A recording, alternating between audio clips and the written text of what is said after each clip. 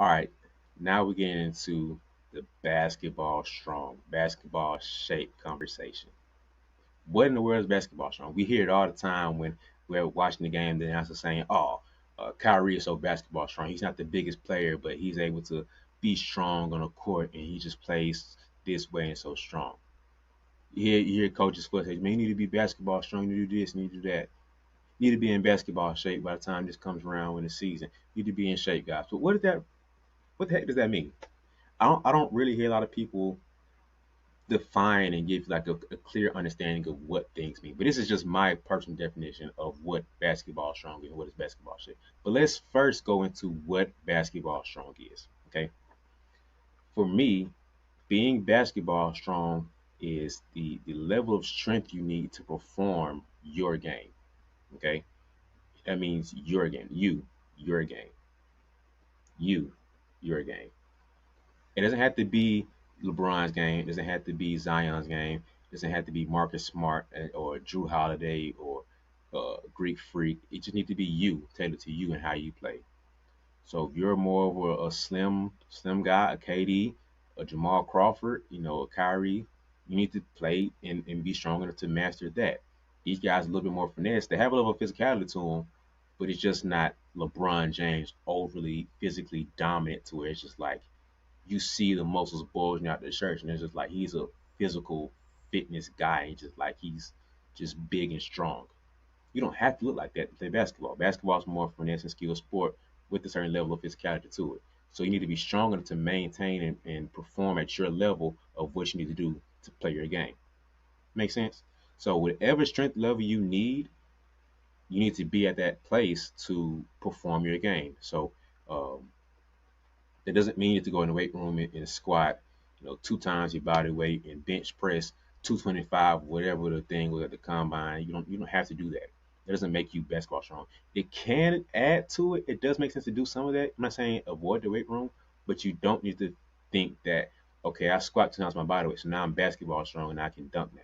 Those two things aren't like married like that. It doesn't add over like that. So you need to do is sit down and think about your game, okay? And it's more detailed and more of a thoughtful exercise you can do to get there, okay? But I also want you to give this nugget of what basketball strength is. Think about it like this now. Think about to my players we need to be strong. So think about it as you need to be a wall and you need to be a bubble, okay? Be a wall and a bubble. So when I say be a wall, if you've seen like a car test when you have Toyotas or Nissans or Hondas whatever, when they test their cars, they need to test the brakes and test the impacts of the airbags, safety and all that stuff. So they'll mash into the wall. They have a little test on it, whatever, drive, and they just boom, ram into the wall. Or if you joke around as a kid and you doing something, you run into the wall. Who moves? You or the wall? The wall's not going anywhere, is it? So sometimes in basketball, you need to be that wall where the opponent hits you and they're the ones bouncing off now. So you're the wall and they're just bouncing off of you from whatever situation it is. So when you're driving in a lane, or let's say somebody's driving the lane against you and you're trying to guide them away from where they want to get to. They're hitting you and you got your hit, you're taking it, you're taking hits and you're just embracing it. You're just absorbing the hits they're trying to give you and you just kind of guide them away from where they want to get to. That's you being a wall, staying strong and absorbing and taking in contact. So when I say be a bubble, sometimes it means you create contact. You're the ones initiating. You're the one being a bully and taking over the space that you need to have. So sometimes it's either creating space or maintaining space. So I say be a bubble. Y'all have seen them the big huge uh it's either one. It's like the one is like a big bubble on like a hula hoop around you. The only thing that's really loose is like your legs. People running and they just collide. Oh my bad. You just collide into each other, and one person goes flying, the other person kind of like stumble back a little bit, or they both go flying back. Think about that, or the big one like a human hamster wheel ball thing, and you see two people run into that, and it's just like they collide there too. Sometimes you can do it like that in basketball. Well, you're creating space or maintaining your space. So you still have a level of control. Let's go back to the first one, the first bubble where it's just your legs hanging out. Everything else kind of like within that tube bubble. It doesn't matter that you guys run into each other, you run into a wall, whatever. You're still going to have that space of like a distance of a space between each other or whatever you're hitting. So when you're driving, sometimes you drive to the goal and you're the finish trying to guide you away. You need to be a bubble and say, my arm's right here. You're gonna hit this arm or you're gonna hit this shoulder, and I still maintain my angles of where I want to get to. Okay, that's what being basketball strong is keeping the space of what you need or keeping the force of what you need to go in this direction. You can't just say, I want to go down to the lane and they just knock you off path and you just say, well, that's the end of my driving, guys. That's it for me. I'm done. Like, no, you need to be able to be strong enough to maintain that.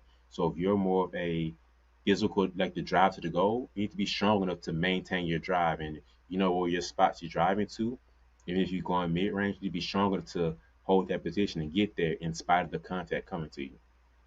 So you need to either create or resist contact overall. That's what it really means to be basketball strong. Create or resist some contact when the game's gonna happen. Because it's not gonna just not happen. So you have to either create contact and still be able to be strong in spite of it, or resist the contact when it hits you and you still stable and be strong when the contact happens. Okay. I think a secret that I don't think people talk about enough when it comes to being basketball strong is positioning. If you're in the right position, you can be the stronger one or leverage whatever position that you're in. So it's all about your center of mass and creating leverage and being high versus being low. You can be the creator of contact if you're initiating contact first versus the second one who kind of like resisting contact. So if you're the one who goes into it with we're going to create contact here, and sometimes the first one to hit wins, you're doing pretty good here. So first off, you need to leverage and be high versus being low. So sometimes you see like Kyrie, his driving, he's so low. He's the one that's almost touching the ground sometimes. Like he's driving at defenders' hips, and the defenders like you can't do anything with him now because he's so low and so under control. So if you try to bump him, he's strong, and if his center's mass is so low, you're just gonna like not win that battle. He's gonna keep going where he wants to get to. You can also think about it as him driving to the goal. When he jumps to the big off of 2 feet, he bumps. The big more than likely is going to fly back because he didn't create the contact. He's trying to be a wall, but he has more force and more mass because I'm running and I'm jumping, hitting into you versus you trying to go straight up and down. Like Kyrie's going to win that battle 9 times out of 10. So he's jumping, creating that contact, but because he's basketball strong, his core is strong, his shoulders and arms are strong, his back is strong, his legs are strong. He's built up enough to where he can take that contact and be able to still finish how he needs to. So he's not just going and getting hit and then flying, flailing everywhere after he gets hit. It's good. He's fine. He's getting buckets in spite of being hit because he's basketball strong. Okay. You look at him, he's like, man, I don't think he can bench 300 pounds. I don't know if he can. I really don't. He might be able to, but I doubt it. It doesn't matter because what he's doing on the court is resulting enough for him. He's strong enough to perform how he needs to perform. Kyrie's game is not being hurt because of the lack of his strength. He's a strong man. Like see him play, he's very physical. He does a little hand comeback when he's dribbling and driving to the goal. He's taking the bumps and giving bumps. When he's finishing at the goal, he's taking bumps and giving bumps and contact, and he's able to finesse and move the ball around, manipulate the ball so he can still get his finishing off because he's basketball strong. Okay, so that's kind of what my definition of what basketball strong is.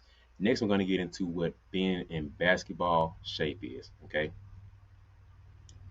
I really feel like being in basketball shape comes down to, I feel like it's more of like your recovery. Okay, it's not just you being able to do things and you're just able to go out and do it. Like it's like in track, right? You'll see after the 100, 200 sprinters, they are gassed after that, and it's just like, oh, they just pass out right at the finish line. They're done. But their recovery time from that is what the real measure of being in shape is. So just think about it like this, guys. If I said, hey, we're going out and we're playing Uh, we just hooping for 30 minutes today. No big deal. Just play hoop for 30 minutes. All right, cool. The people who need the least amount of time to recover are the ones who are in basketball shape. So if it takes you 3 days to recover from the 30-minute hoop session, you're in less shape than the ones who take the night of to recover to get ready for the next day. So that's why NBA guys in such great shape because they're able to play back to backs or they're able to play, travel, go across different cities or states and whatever, and still perform the next night or the night after that or 2 nights after because they're in such high level of basketball shape that they're able to perform, play their game in spite of the tiredness that they felt before and something that they felt before. That's high level basketball shape. And I remember this story. I don't remember. I can't find it. I've been trying to look for it for like maybe a year now. But I think someone told the story or heard Kobe talk about it where he would focus his run when he did conditioning and cardio or whatever. He would let's say he went miles, right? He ran 2 miles. Okay, he would focus more on, let's say he ran 2 miles and he did a 9 minute 2 miles, right? He would care less about that time, trying to break that time down, and cared more about the recovery after that. So he ran 2 miles, and say he ran a 9:09 time. He would care more about how much time it took him to recover to be able to get back to run that same time. So if it took him 30 minutes to get back to recover to run that time again, okay, cool. Took him 45 minutes, not as pleased. If it took him 10 minutes to recover, we're great. So he cared more about the recovery than he did just the doing the time in itself. So he would run 4 miles a day total, and he would sit down and calculate or figure out it took me X amount of time to recover than it did to just run this. So recovery is more important than it is just to go out and do things. Okay. So in my mind, basketball shapes man to recover. How soon can you get to your second win? When that second win hits, how long can it carry you? It's more about the recovery than it is just about being able to perform at that high level. Because sprinters go out there and they're in shape, they're able to do their thing, but they're not able to bounce back if you're not in really great shape. And so overall, you guys do need to get some level of weight room, workout, you know, access and add to your game. Just because I'm saying you don't have to be like basketball strong doesn't mean you don't need to be doing any type of weightlifting, any type of performance training to your game because you're getting left behind now. It's not just for the benefit of being stronger. Sometimes it adds to your game and makes you more resilient to injury. Sometimes it's helping you increase your performance. So if you have stiff and tight ankles or your knees aren't the best and you don't have the best shoulder mobility, that can decrease your game and make your skills worse than where they are, or not even worse. You just don't have as much access to your game as you do because your body's so limited. But by going through the process of getting the right training that you have, now you're able to access more of your game now. So if you have tight ankles, you can't cut and can't shift as much. You can't get as low as you need to do because your ankles are limiting you. Your body's going to limit you to protect it and be safe.